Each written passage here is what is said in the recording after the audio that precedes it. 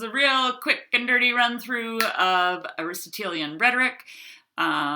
So if this is still going to be helpful to have a little bit more detail, awesome. I'm actually going to start with the very ending bit, the argument structure, because I am. All right, so the thing about this argument structure, again, really kind of fitting more clearly into a way of organizing one of the logoses, right? So if logos is the appealing to logic, but also appealing to like the reason, the hard evidence type of thing. So when we say data, that can be, oftentimes we just think of that as like a statistic,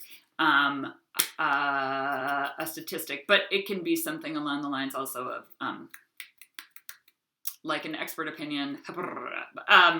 But all of this really fits most clearly under the type of persuasion that is logical and evidentiary based, right? Okay, so the claim is just a word for your argument statement, all right? It's the same thing, it's the same claim as like a thesis, or I mean, it's the same topic or idea as a thesis.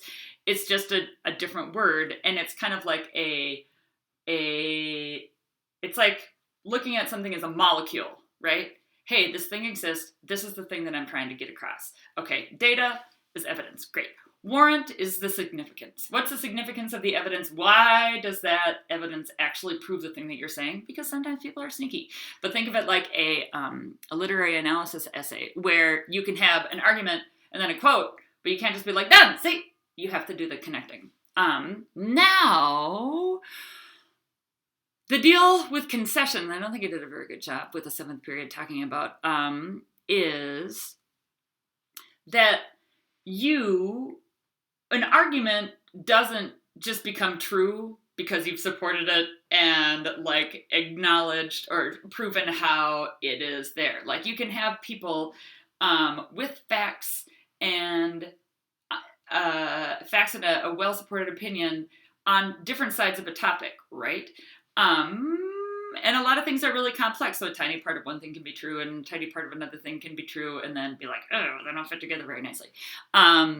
So the important thing about finding concessions is it's kind of a two-parter.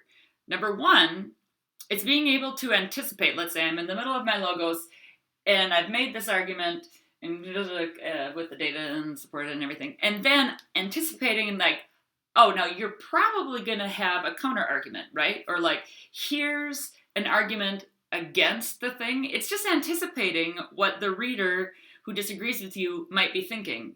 It's identifying the yeah, but that somebody else would say.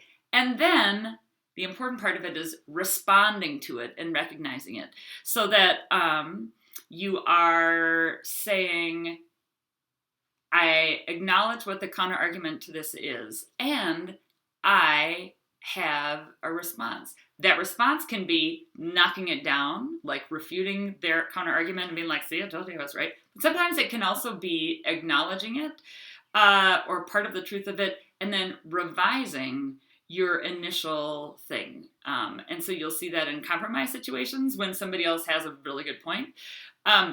You don't just like give up all the things that you care about, but you like hear and then you concede just a little bit. But not in this concession thing, it doesn't necessarily mean giving up on your argument. It basically means that you have to do the work since you don't have the person in front of you disagreeing with you. You have to come up with like, well, what's a counter argument against this? And then how am I going to argue against it? Okay, bye! Hello!